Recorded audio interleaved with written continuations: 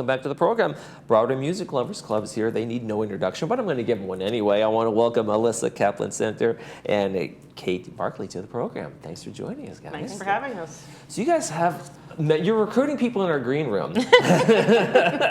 Yes, we did. Does everybody get as enthusiastic as you do when you talk about this with folks? I think it's because we're wearing our Broadway shirt. You know, he actually asked, he goes, "Oh, where'd you get the shirts? Can I buy one?" I said, "No, we don't sell them, but you know, it might not be a bad idea for fundraising." Yeah. I think you guys need some swag. You guys Definitely need swag. So when you go to your swag. trips and you go to your shows, everybody's wearing the same kind of thing. Come on. Well, that's one of the things. If you want to write some of these notes down, go ahead. I'm on good ideas. We are going to have some trips coming up, actually. Right, I know. You Yeah. got the September 3rd. Tell us a little bit about that one. September 3rd. No, Yeah, September 3rd, we're bringing in someone who, Kevin Larkin, who worked with Hal Prince for 10 years. Some people know who Hal Prince is, some people don't. So he produced and directed most of the large musicals in the 60s, 70s, 80s, like one or two in the 90s. So, you know, that's what's so exciting. We get some background about it, and he's going to dish a Right, those little. behind the scene kind of stories that you wouldn't get otherwise, right? Because it takes a lot to produce a Broadway show. You know, the concept, the fundraising, sometimes it takes 10, 15 years to develop a project. And where then the ideas come from and how they switched over and how we got to here and there. Right, and then you've got 6 writers sitting around a table, and then they disagree, and the whole show falls apart for 2 years. Or somebody wants to do the show, like for instance, Julie Andrews wanted to do one of the shows, and but she had another show coming up, and he was like, "I can't wait for you. You know, I want you, but I can't wait for you." And so he got somebody else to do it. Well, that changes the whole makeup of the show. Right. And how it's promoted and how you're and the songs you can write for said performer. Yes, in certain terms of that, voices. too. Changing keys, for sure. Yeah, it's amazing. And you also have, I want to make sure we get to this, we also have the October 1st event coming up that's going to be in the Dining Room 1. Yes. It's going to be, the theme is Come Dressed as a Scary Character from one of the many Broadway shows that we actually listed in our flyer, but you can come as anything that you want.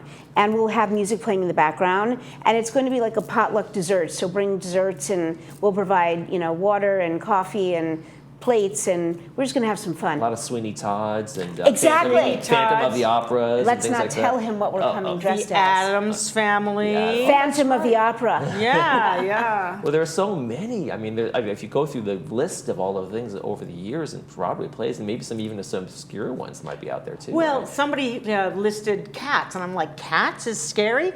And then they were like, yeah, that last cat dies and goes up to the other side. I was like, oh, okay, if you want to do the makeup. And I also think like our running theme for our club is to have fun. It's social, it's educational.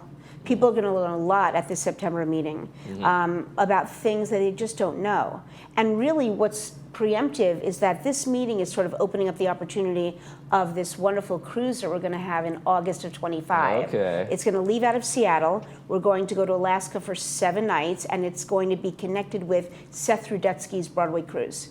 He's a very famous Broadway musician, and what he does is he brings Broadway performers on who might not be in a show presently, or maybe they're taking their 1 week vacation. Sure. And they're going to teach classes and lessons, and there'll be shows day and night, but you'll also have an opportunity to get off the ship if you've never been to Alaska. Right. And you want to see, what's there, catch a can, whatever, but you can come back. And we're really excited because we have a lot of people that have already given their deposits.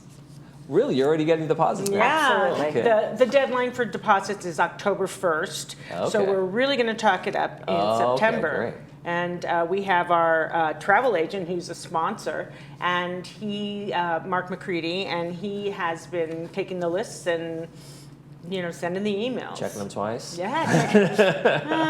Yeah, maybe not that. It's more of a Christmas theme. So when you talk to the folks like you out there and the Broadway music, what is it about Broadway musicals that really gets people just so excited? I think more so than just a regular maybe play or maybe even a concert. Is it the storytelling within the musical? I think for Broadway, for the musicals, and this is something we talked about with the Golden Age, the musicals nowadays, you break into song because your emotion is so much you just can't contain it.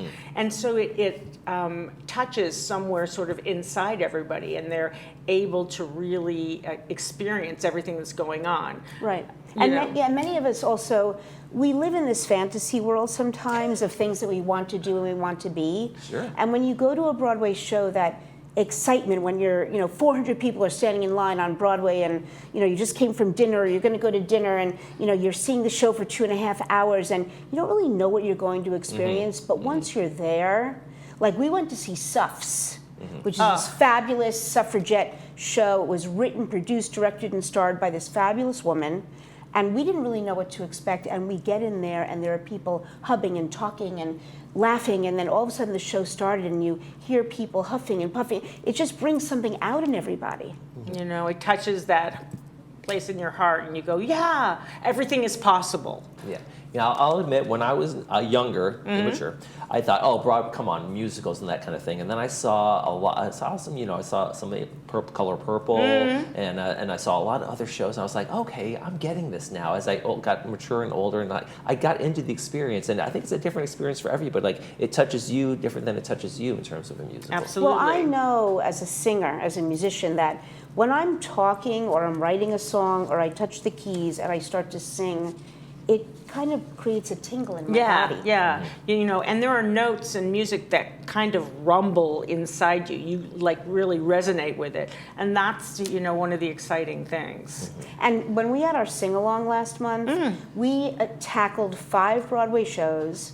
We did close to 20 songs, and so many people knew the music, but those that didn't tried. Yeah. And they had, so it's just an engaging experience. Yeah, and you don't have to audition for it. We're all doing it. We're all doing it right. No, everybody's welcome, and I want to tell people everybody's welcome to the Tuesday, September 3rd event that you guys have going on, Broadway Music Lovers Club. It's going to be at Clubhouse 3 in the Performing Arts Center, Dining Room 1.